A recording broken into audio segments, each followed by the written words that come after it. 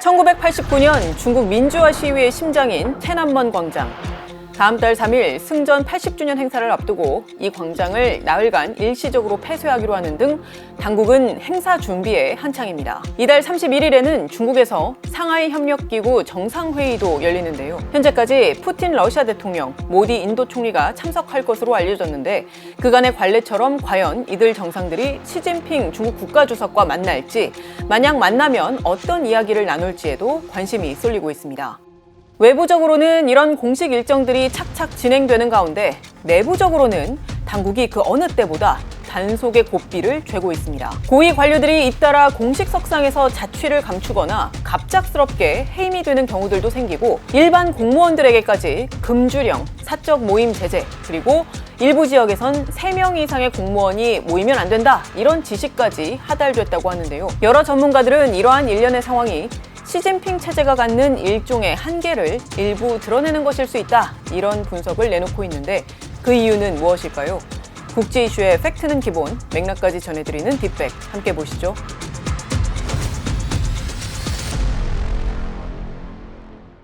중국의 차기 외교부장, 우리로 치면 차기 외교부 장관으로 유력하게 거론이 됐던 류젠차오 중국 공산당 대외연락부장이 중국 당국에 체포가 돼서 조사를 받고 있다는 의혹이 불거졌습니다. 지난달 말 해외 출장을 마치고 귀국한 뒤에 참석을 했어야 할 공식 석상에 3차례나 모습을 드러내지 않았기 때문인데요. 지난 9일 월스트리트 저널은 류젠차오가 구금된 상태로 조사받고 있다고 보도하면서 그가 자신을 차기 외교부장으로 내세우는 듯한 발언을 한 것을 중국 공산당이 부적절하게 여겼을 것이란 분석을 내놓았습니다. 그리고 류젠차오 외에도 많은 고위 관료들이 이미 해임이 됐거나 공식 석상에서 자취를 감춘 일들이 점차 잦아지는 모습인데요. 우선 이야기를 본격적으로 시작하기에 앞서서요, 이 부분부터 말씀을 드려야 할 것 같습니다. 마이클 플린 전 백악관 국가안보부장관이 중국의 내부 권력 교체 가능성을 언급한 이후 이른바 시진핑 실각설, 특히 장유샤 중앙군사위 부주석이 사실상 실권을 잡은 상태다, 이런 이야기들이 나왔습니다. 여러분도 잘 아시다시피 중국의 정치 체계 자체가 굉장히 폐쇄적이죠. 그래서 블랙박스 정치라고도 합니다. 이 때문에 이른바 시진핑 실각설에 대한 정확한 내막을 알기는 굉장히 어렵습니다. 그래서 학계에서는 더욱 신중한 태도를 취하고 있는데요. 설령 시진핑 실각이 사실이든 사실이 아니든 간에 확실한 팩트는 중국 당국의 이러한 고위 관료에 대한 단속 강화 조치는 분명히 발생하고 있는 현상이라는 것, 그리고 그 자체만으로 의미하는 바가 많다는 점입니다. 그래서 저희는 이번 영상에서 중국 정치의 그 불투명한 블랙박스 속에서 팩트로 드러난 부분만을 토대로 왜 중국 당국에서는 이렇게 단속의 고삐를 죄고 있는 건지, 그리고 이 현상의 기저에는 어떤 문제가 있는지를 다각적으로 검토해서 분석해봤습니다. 앞서 저희가 류젠차오 부장 이야기를 했는데요. 이보다 앞선 지난 6월에는요, 랴오화 전 중앙군사위원회 정치공작부 주임, 이 사람은 중국군 서열 5위에 해당하는 인물인데 해임이 됐습니다. 그리고 지난해 11월 심각한 기율 위반을 이유로 조사를 받았는데 표결을 거쳐서 위원직을 박탈당했습니다. 이후 그에 대한 어떤 신변 관련 정보는 아직 전해지지 않고 있습니다. 지난 4월에는 중국군 서열 3위였던 허웨이둥 전 중앙군사위원회 부주석 역시 해임되었다는 파이낸셜 타임스의 보도가 있었는데요. 해임 사유는 부패 혐의와 관련된 것으로 보도가 되었습니다. 허웨이둥은 지난 3월 11일 전국인민대표대회 폐막식 이후에 공식 석상에서 자취를 감춘 바 있습니다. 사실 중국에서의 이런 현상이 전혀 새롭지는 않죠. 특히 시진핑 체제 들어서 고위 관료의 실종 혹은 낙마는 부지기수였습니다. 과거 2023년에도 퇴임한 웨이펑어 국방부장에 이어서 그의 후임 리상푸 국방부장까지 각각 숙청되었습니다. 또 2023년 6월에는 당시 외교부장이었던 친강이 갑자기 보이지 않더니 한 달 뒤 해임되는 일도 있었습니다. 그리고 후임으로 거론이 되었던 러위청 역시 갑자기 해임이 되었죠. 이런 현상들이 발생을 할 때마다 많은 전문가들이 각각에 대한 분석들을 내놓았습니다. 예를 들어 이제 국방 분야에 있어서의 이런 숙청들은 인민해방군을 개혁을 하고 구조적으로 바꾸는 과정에서 불가피한 측면도 있다. 그리고 각 군들 간의 내부적인 어떤 권력 다툼 속에서 이런 현상이 벌어졌다. 이런 분석들도 상당히 많았죠. 그런데 최근에 유독 이런 현상들에 대해서 학계에서 주목을 하는 이유는요, 이 고위 관료들에 대한 숙청이 과거보다도 훨씬 더 늘어났기 때문입니다. 중국 공산당 중앙기율검사위원회와 또 국가감찰위원회라는 곳이 공개적으로 발표를 한 자료를 보시면요. 지난해 우리로 치면 차관급 이상의 중국 고위 간부 58명을 실각 처리했다고 합니다. 이것은 2012년 시진핑 집권 이래 가장 많은 차관급 이상의 낙마였다고 합니다. 또 월스트리트 저널에 따르면요. 시 주석 집권 이후 공산당 교율기구는 약 500만 명을 권력 남용 등 각종 범죄를 문제 삼아서 처벌했습니다. 공식 통계상으로 2017년 이후 매년 최소 50만 명이 징계를 받았는데 이는 전임인 후진타오 주석 시절의 약 4배에 이르는 수준이라고 합니다. 그렇다면 학계에서는 왜 유독 최근에 들어서 이러한 대규모 숙청이 시행되고 있다라고 보는 걸까요?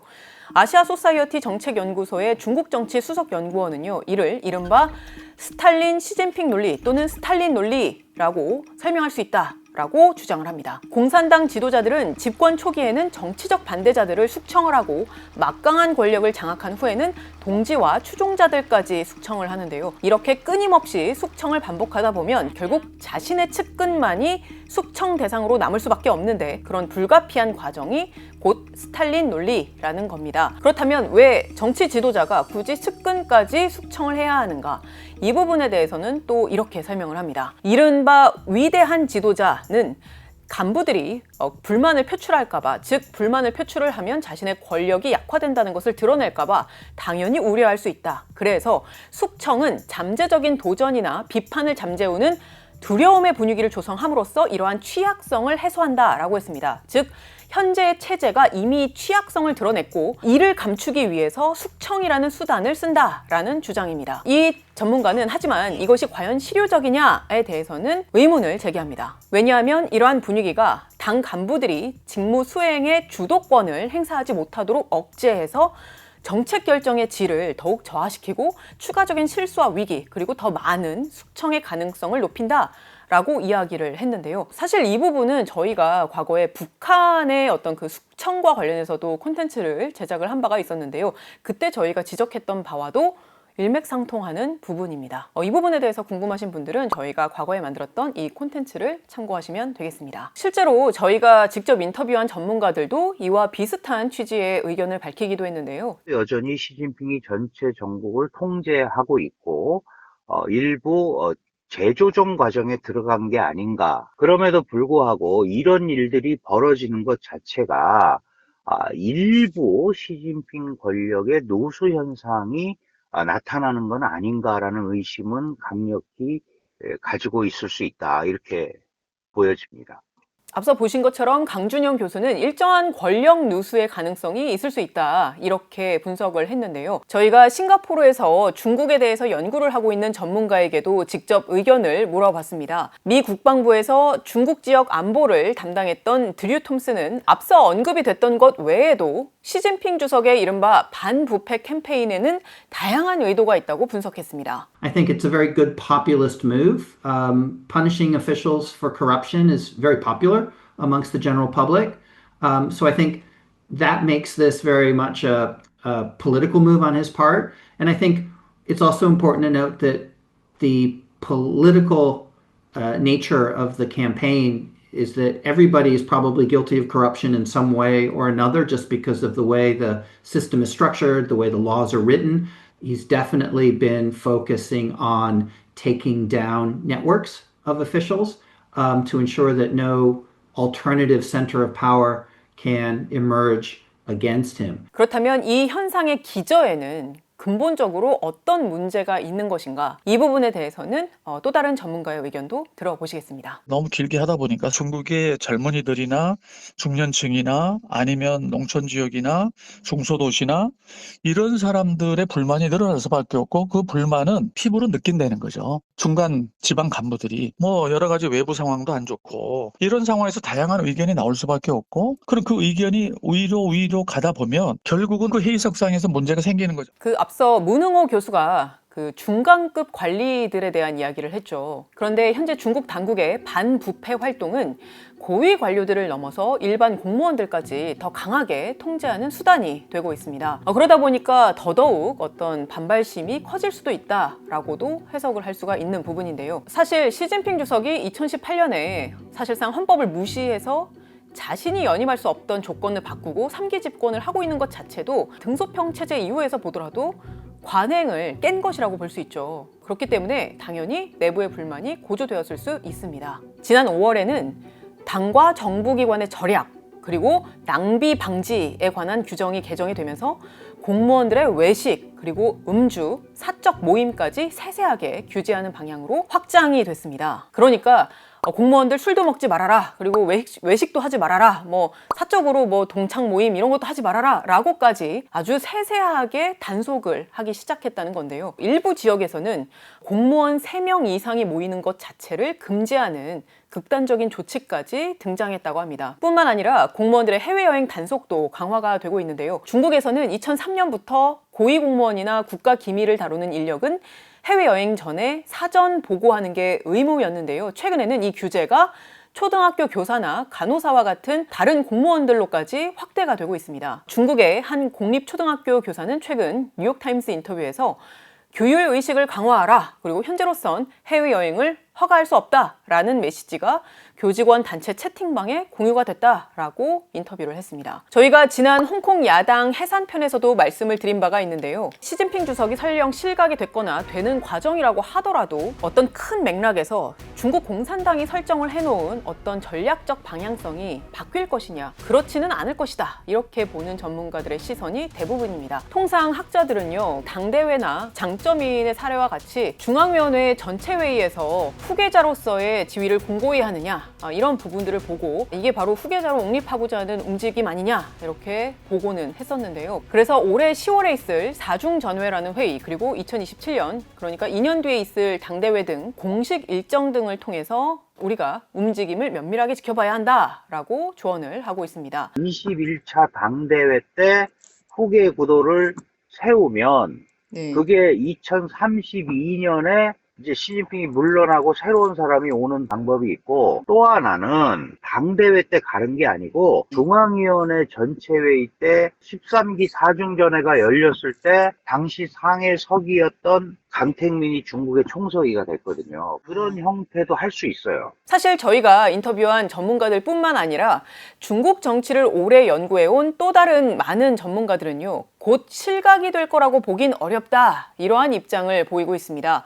다만 일부 전문가는 현재 시진핑 체제가 여전히 건재하다고 하더라도 향후 정치적 위기 발생 가능성은 열어두고 있습니다. And I think that sets up a potential political crisis in the future because the established norms for power sharing and for power transfer have not been followed under Xi Jinping. 중국의 민심이라는 것을 중국 언론이나 SNS를 통해서 정확히 확인하기는 역시 쉽지 않지만요. 전문가들은 민심의 흐름에도 주목을 하고 있습니다.